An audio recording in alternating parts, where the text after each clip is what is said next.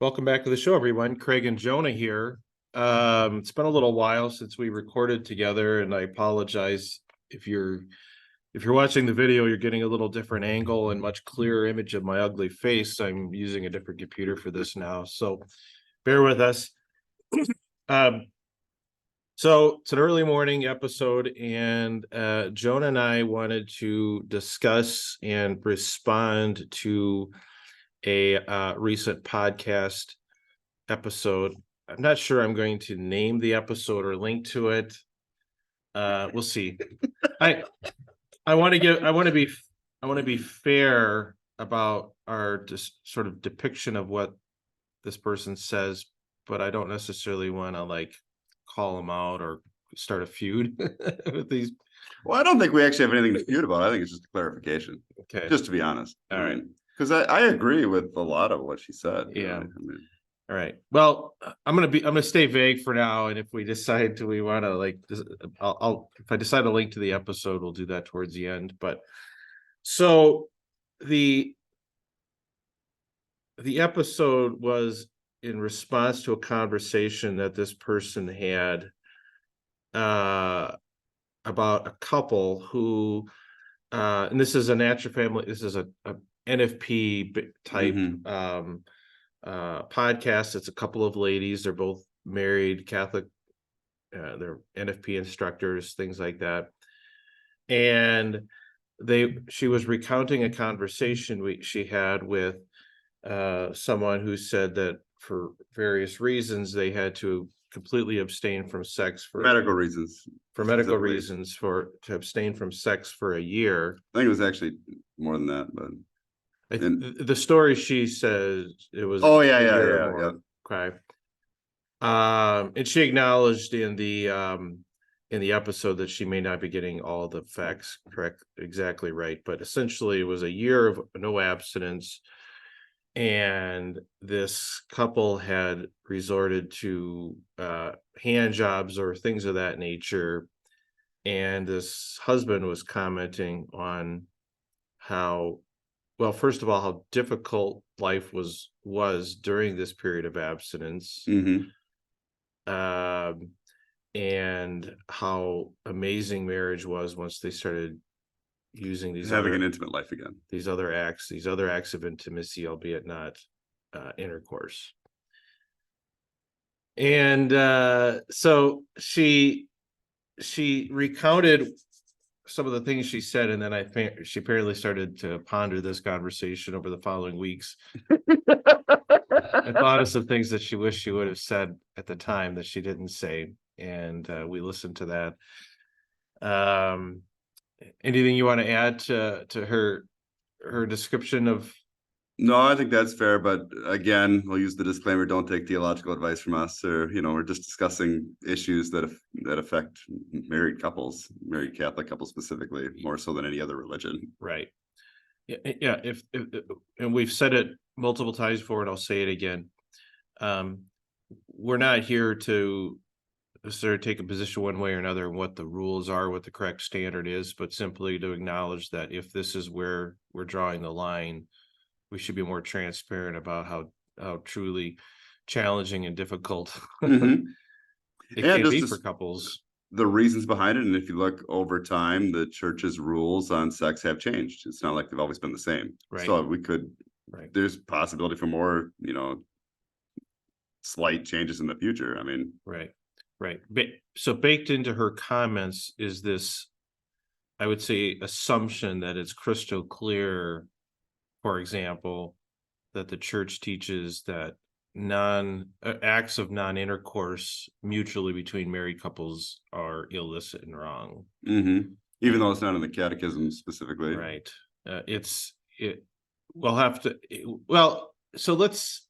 I don't want to get off to too many tangents, but one of the things that I think is worth noting here is she used the term mutual masturbation, and then she even said, I'm not sure what the right word is for this. I caught that too. Yeah, well, that's a good point, because there's if you dig into it, so I wouldn't really classify it as masturbation. You get the definition of masturbation. I was looking up the definition of masturbation, and first of all, I was really trying to look at the etymology of the term. I think conventionally most people think of it as acts by yourself. That's how I would have. That is certainly like if somebody said to me, "Oh, I was masturbating the other night," I wouldn't think it was with their spouse. Right. So now, if you look at most definitions, they will say a second definition is, well, according to Wikipedia, it is the stimulation of one's own. Yeah, that's clearly what most people understand that term to be. And I don't know that everyone agrees that if you're doing acts together, that constitutes mutual masturbation. If you go down the list here, it says self-stimulation, basically. Yeah. I mean, yeah. We're gonna play two-person solitaire. Well, what's interesting is if you look at the catechism, and so the catechism of the Catholic Church, this is the new catechism. Remind me, I got to tell you, if we don't cover it today, I have to cover it another time. But so this is the current catechism, like versus the Baltimore Catechism. Yeah. Okay. Section 2352 of the catechism, which we've referenced many times, and I'll link to it below. I thought this is interesting, and I'm quoting from it. By masturbation is to be understood the deliberate stimulation of the genital organs in order to derive sexual pleasure. That's it. That's the definition. Okay. Well, so then it could fall into that, I suppose. So could sex, so could intercourse. Well, that right? It's a very broad. Wow, that's a very broad definition. You're right. Right. And there's really no other clarification. You're right. So how do we narrow it down? But what is interesting is, and I'm gonna skip a line here. And it's a quote. It says, the deliberate use of the sexual faculty for whatever reason outside of marriage is essentially contrary to its purpose. And so inside of marriage, it's okay. Well, that's what I've always wondered what that inclusion of the reference to marriage is, because it's clearly an important point. Yeah, it suggests that, and I think they're clearly thinking, again, I've always wondered, do they just assume no one masturbates when they're married? Do they assume this is a single teenage guy problem? Because I don't know who put the catechism together, but I'm guessing it was mostly priests, bishops, cardinals. We'll get into that. We'll do that sometime. Okay. Because if you didn't bring married men into that, you might have no idea. Other than they hear confession, and I don't know. Yeah, I don't know. It's odd, when you really start looking at the definitions and the language used there, it's not all that helpful. I mean, clearly, it reminds me. I think it was you that said this, but just when you got married, you thought, "Oh, I'm done with all this." Yeah. I had the same thought too.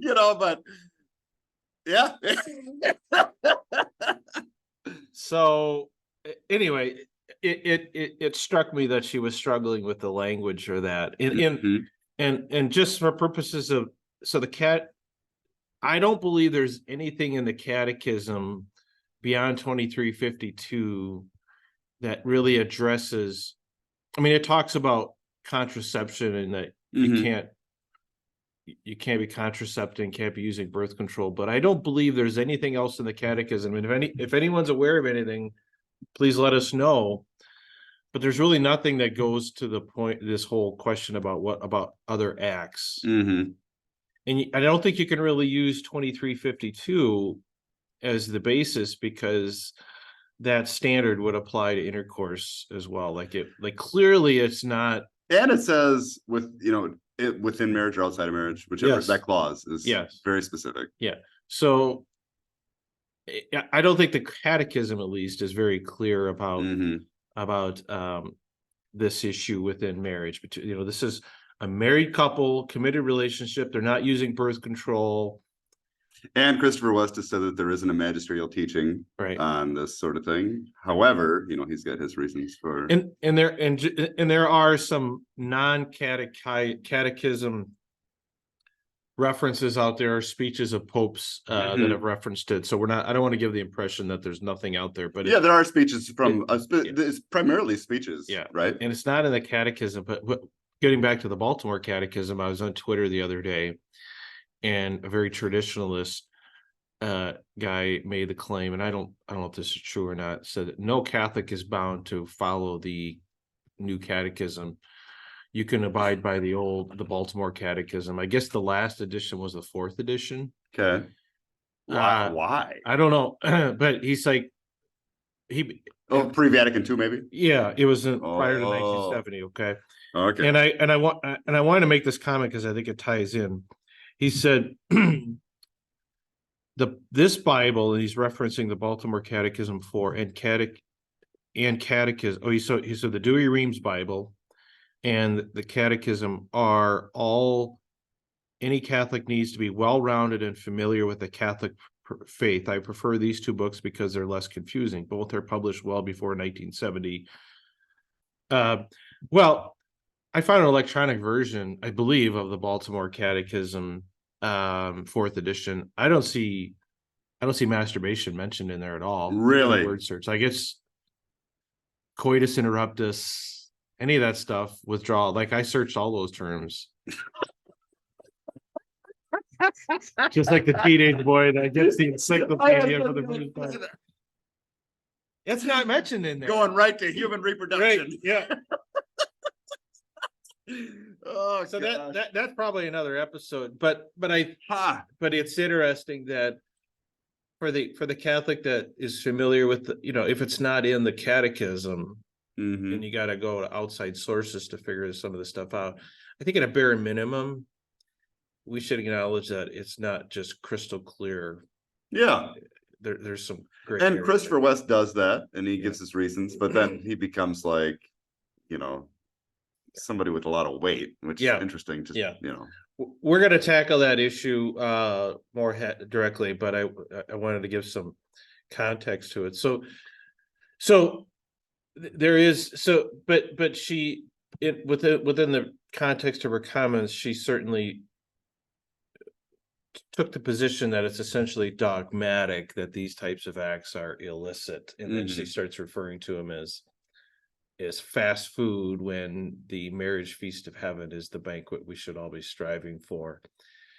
And so she used that analogy that anything other than any illicit act is essentially using fast food when our bodies crave the banquet of heaven. And this person in response said, well, for a starving person, wouldn't it be better to eat fast food than to starve? And apparently that comment kind of stopped her in her tracks a little bit, and she didn't have a good comeback at the time. Seems like and that happens. Yeah, but that seems like a fair comment. It is a fair comment. And she had some time to think about it, and she said, well, it's if and again, I hate to comment on her comments without linking to them, but she said you're essentially idolizing sex. You're treating it as an idol if you literally can't go a year without it. Yeah, and I mean, that's, that comment really stuck out to me as well. And the thing is that it's not idolizing. I can't speak for the person, but I just don't think in their situation, when they haven't had any sort of intimacy in a long time, it's not idolizing sex as much as just desiring intimacy, even though just that unitive aspect of coming together and just having a moment like that. I don't know. From my perspective, I would see it as more of not about idolizing sex. It's the appetizers. It is, yeah. Yeah, I mean, since she kind of used the example, I'm just thinking, so you've got a guy that's sitting on the street starving, and the only food anywhere around is a McDonald's, Mm-hmm.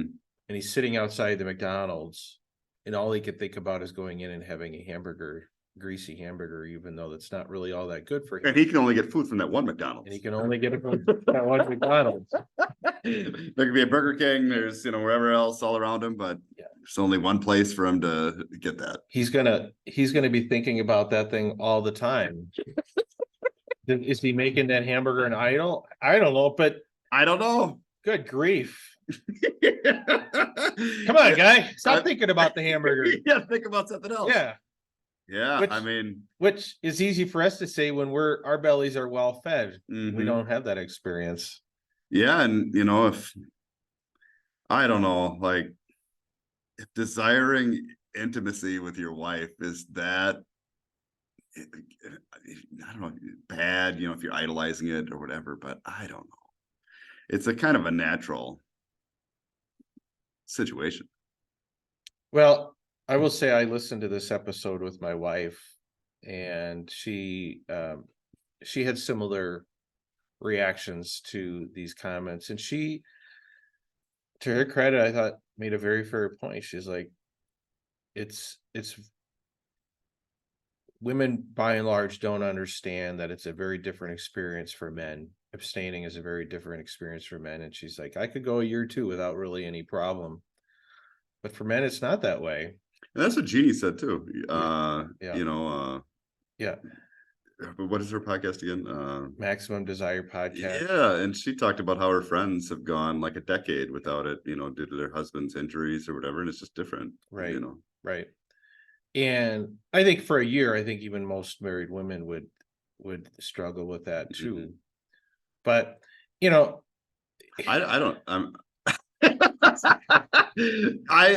I'm not sure. I think it's just different for them. Even Jeannie said that it's not that big a deal. Yeah. And my wife acknowledged that. She's like, but I know it's not the same for you. And this is not something that I don't think my wife appreciated for a long time either, due to recent events. Of a better appreciation. But here's my point, and this is gonna be kind of blunt, and this is the thing I think this podcaster probably doesn't understand, and I think a lot of women, and my wife included for a long time, is I think there's a very, very strong likelihood that if a couple's going a year without sex, that at least the man is masturbating periodically and probably regularly.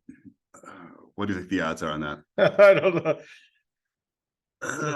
It's got to be in the upper 99th percentile. I mean, I'm sure there's some guy like JT that can just yeah. So odds are he's masturbating. Mm-hmm. Not saying it's right, but just stating a fact. What's happening. Statistically, it's very likely going to happen. Because it's not the same abstaining if you're a priest or religious. I mean, Right. It's just different. Right. Living with somebody of the opposite sex is just different.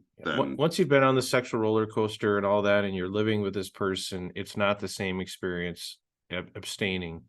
Mm-hmm. So he's probably masturbating regularly, or at least not infrequently. Mm-hmm. He's wrestling with the guilt of that. He's going to confession. He's being told that he's weak and immature and all that stuff. He's probably worried about his salvation. Mm-hmm. So you are at a bare minimum, you're adding, or let's say he is the Rock and he's holding firm. He's going to be miserable. He's probably going to be afraid of lusting after his wife or idolizing sex. If you listen, Yeah. I mean, there's a dynamic there that I think most women just probably don't understand. Mm-hmm. And so if that's what that and not again, and I'm sure what she'd say, well, that's beside the point. He shouldn't be doing that anyway. Yes. Sure. But it's going to happen. It's going to happen. Yeah. And what is worse for your marriage? No intimacy. And he's doing that and feeling guilty about it, actively repressing his feelings for his wife. Mm-hmm. so that he doesn't do that or doesn't do it as often. Mm-hmm.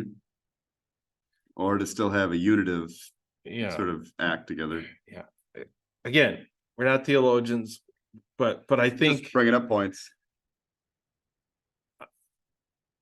and she used the example of Mother Teresa, who went 50 years in like spiritual darkness and all that. And I am not Mother Teresa. Mm-hmm. Well, and we don't really know, like, that Yeah. there was no moments of relief or whatever over 50 years. I mean, I don't know.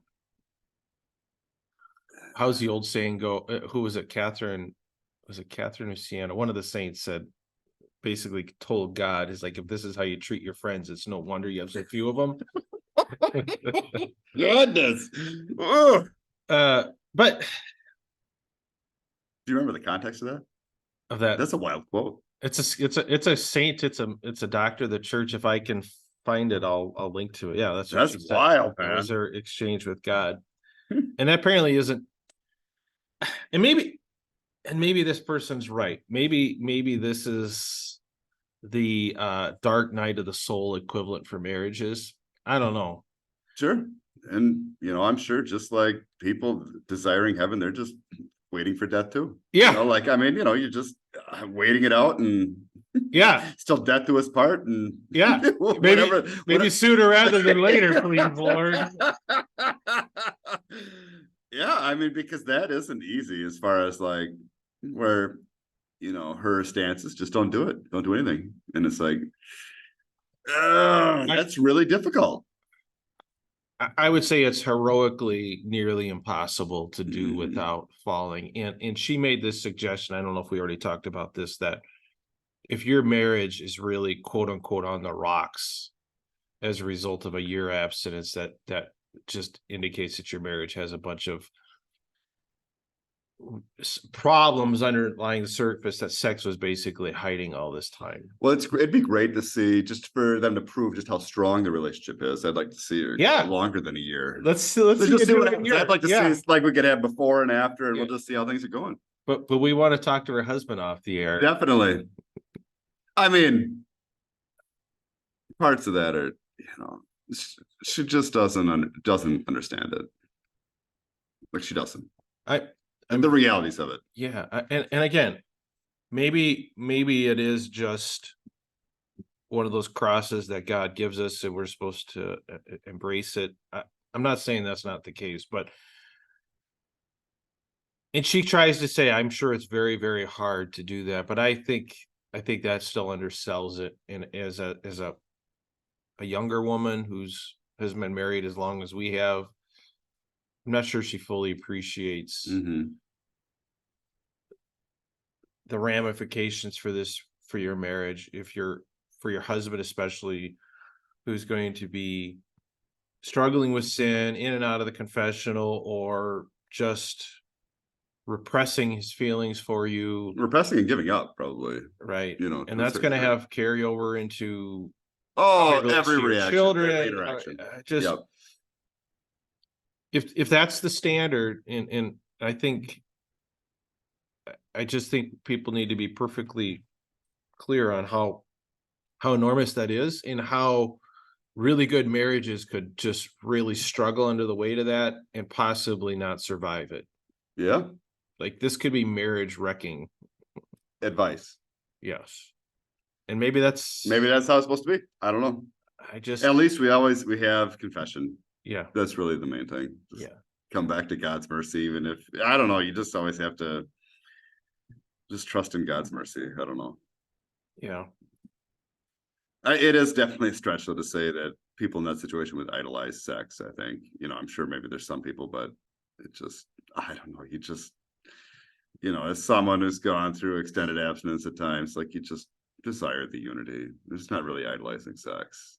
And as I was talking about this with my wife, and I've acknowledged this before, I said, if you've really never had to go through that, I think it's really easy to be dogmatic about that and tell people, "Oh, this is the way it has to be." I said, and she's like, "You used to be that way," and I'm like, "I was." Like, she's like, "Back before we were married, and you were in the seminary, and you were, you thought, oh, this is all great." And I still think it is. Like, I'm not here to say that this is all doom and gloom, but these types of crevices of Catholic marriage, I think, are fairly common. They're certainly not uncommon, and I think that the burden that people undergo in these times is so significant that I think we should be just cognizant of that when we make these comments and give people directions that, oh yeah, this is what you got to do. Yeah. Yeah. And I mean, I think you were saying that Jeannie said that it was similar to a woman that was breastfeeding as far as, can you maybe say that again? Like, 'cause that's a really good point, actually. Right. It's not uncommon for women to, a lot of women, especially if you're married and have children, could go long periods of times without sex and not really be affected by it that much. It's not on your mind.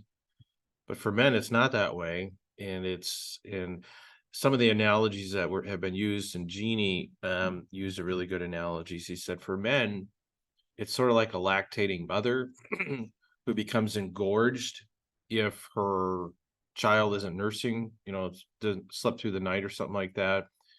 She said that some people have said that's sort of like what it is for a man who hasn't had sex recently. Like, there's a physical tension that builds up. I can attest to that. Or it's like a dull toothache, or even my wife even used this. Oh, toothache is nothing. Oh. I mean, yeah. My wife used this analogy. It's like telling someone that really has to go to the bathroom, just, if you don't have to go to the bathroom, tell them just hold it and wait. Yeah. Well, it's true. How many of us would just do anything to if you're stuck in a car and you got to really go to the bathroom, like, would just jump out in traffic and do that just to relieve that? It's true. It's yeah. It's just kind of how it is, I don't know. Yeah, I mean, men are biologically built for regular acts like that. I don't regular know. ejaculation, I guess. Yeah, I don't know, man. Preferably with our wives. But and so it is a day of abstinence, a week of abstinence for a man maybe feels like a year for his wife. Like, yeah, it's and here's the final comment I want to make. And this is what I was trying to convey to my wife last night. Like, I don't even have such a problem with this notion that marriage and intimacy is like sort of a window into the banquet of heaven and all this and that. Like, I don't even have a problem with that.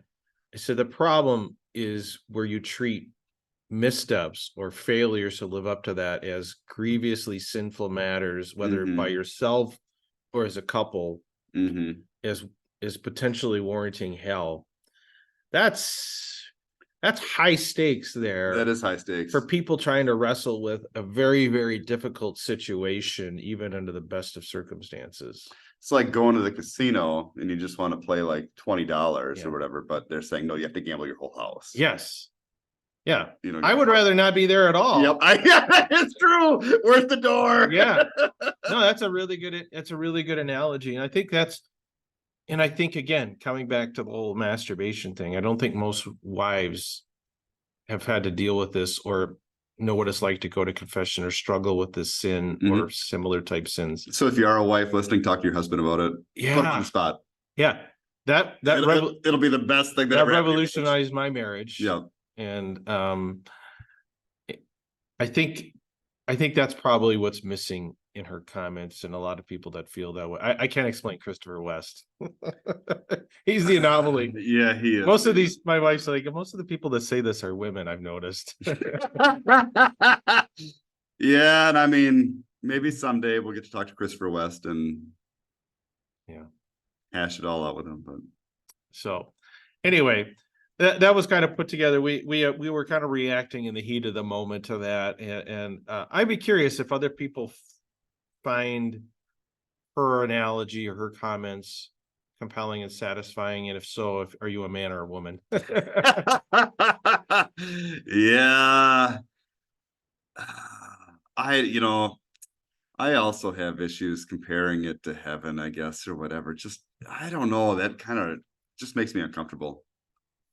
Just, there's just something so natural about it as far as, all animals reproduce, one way or another. But I don't know. Like, it just, because marriage is oftentimes imperfect, and I don't know. It's just, I don't know.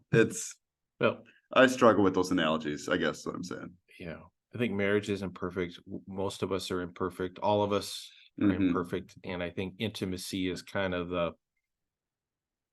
the thing that kind of helps make that a little more bearable for us. And I think it's, yeah, it does hide a lot of wounds. And is that a bug or a feature? I don't know. Yeah, I mean, it's like that one book we talked about a while ago. That's the oil that keeps the engine running. Yeah, I think there's a lot of truth to that. There is a lot of truth in that, and if it does cover up issues, it's probably, I mean, this might be by design. Yeah, I think that's a really interesting, because when she made that comment, I was like, she was using that as sort of a negative thing. That But it's a positive thing. I think so. Yeah. I think it can hide some problem. I think it can hide some things that maybe need to be addressed, but it does hide problems Hmm. that otherwise might really be Yeah. damaging. Yeah. I mean, you know, is it better to have intimacy and stay married, or to have no intimacy and, just be in a train wreck situation? I don't know. I think most people should have regular intimacy and some regular therapy. I think it don't has to be one or the other. That's probably true. There's all of us have issues. Yeah. So, Yeah, therapy with intimacy, I think would be yeah. secret sauce. So Maybe not at the same time. I don't know. yeah, not with your therapist. Leave them. We're not suggesting any of that. No. Well, I don't think you've heard the last of this, but we wanted to react to that because, and certainly if people have reactions to that, or if you think we're just off kilter here, tell us. But I don't know. And also tell us if you're a man or a woman. Yeah, I think it would be helpful if you leave some feedback to let us know if you're from the male or female persuasion, so we can keep track of that. So, all right. All right. All right. Thanks, Jonah. Till next time, everyone. Bye. Have a good one.